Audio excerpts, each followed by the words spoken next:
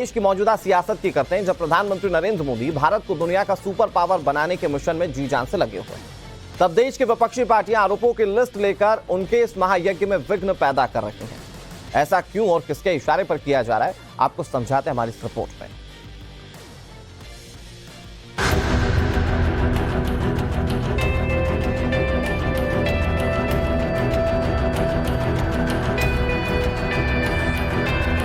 आज का भारत तेज सोचता है, दूर की सोचता है और तुरंत फैसले लेता है।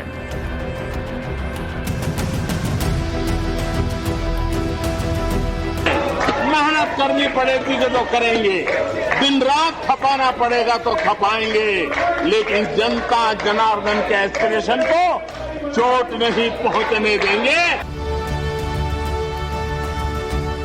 जब कोई देश नई सोच, नए अप्रोच के साथ आगे बढ़ता है तो उसकी व्यवस्थाएं भी नई सोच के हिसाब से ढलने लगती हैं। प्रधानमंत्री नरेंद्र मोदी ने भी देश के चौमुखी विकास में समय और परिवर्तन की कसौटी पर खुद को खरा साबित किया है। आज पूरे विश्व में भारत को लेकर के पॉजिटिविटी है, एक आशा है, भरोसा है कि आज राष्ट्र के रूप में गौरवपूर्ण अवसर हमारे सामने खड़े हैं। गौरव के क्षण हम जी रहे हैं। राष्ट्र गौरव के इस क्षण के बीच दुनिया में इंडियन पॉजिटिविटी का परचम लहराने के बीच पीएम मोदी विपक्ष के आरोपों के निशाने पर है। विरोधी पीएम मोदी के पीछे पड़े हैं, लेकिन पीएम मोदी देश को दुनिया में नंबर 1 बनाने के मिशन में जुटे हैं। फुल कमिटमेंट के साथ देश में रिफॉर्म के रास्ते हर क्षेत्र में लगातार रिवॉल्यूशन ला रहे हैं। इंफ्रास्ट्रक्चर ग्रोथ का महायज्ञ कर रहे हैं। करप्शन को कुचलने की दृढ़ इच्छा शक्ति दिखा रहे हैं।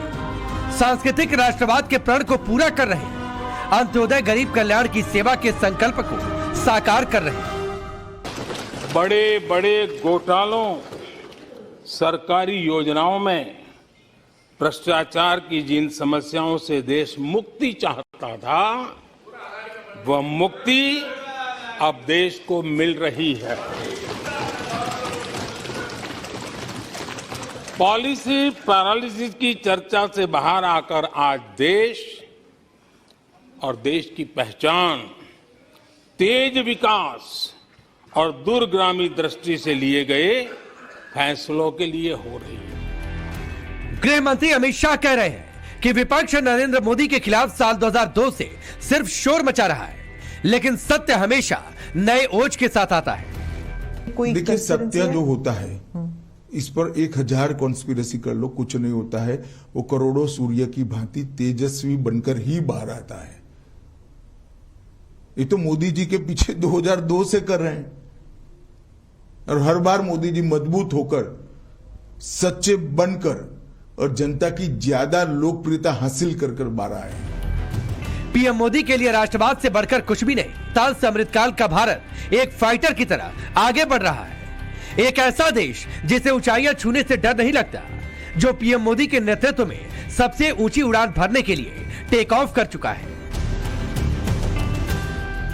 आज का भारत तेज सोचता है, दूर की सोचता है और तुरंत फैसले लेता है।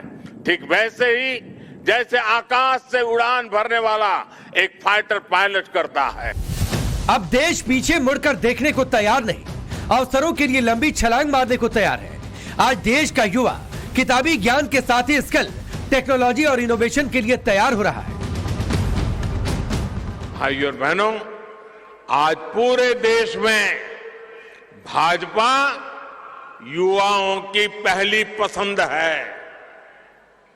भाजपा युवाओं की हर जरूरत को, उनकी आकांक्षाओं को सर्वोपरि रखती है।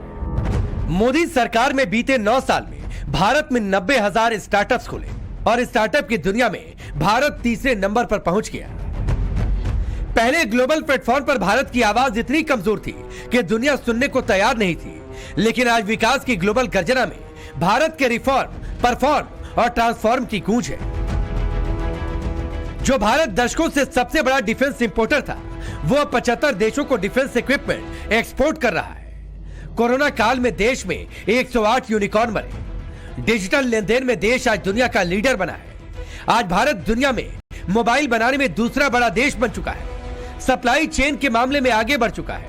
मैन्युफैक्चरिंग हब के तौर पर डेवलप हो रहा है। जो भारत कभी अपनी अधिकांश समस्याओं के समाधान के लिए दूसरों पर निर्भर था, वही आज दुनिया की समस्याओं के समाधान का माध्यम बन रहा है।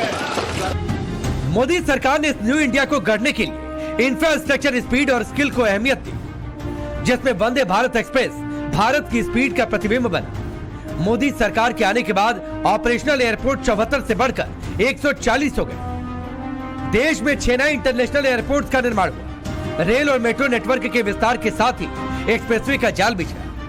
विकास के इन बड़े कीर्तिमानों से पीएम मोदी ने 2024 के चुनाव के लिए भी टोन सेट कर दिया, लेकिन यही टोन विपक्ष को परेशान कर रहा है।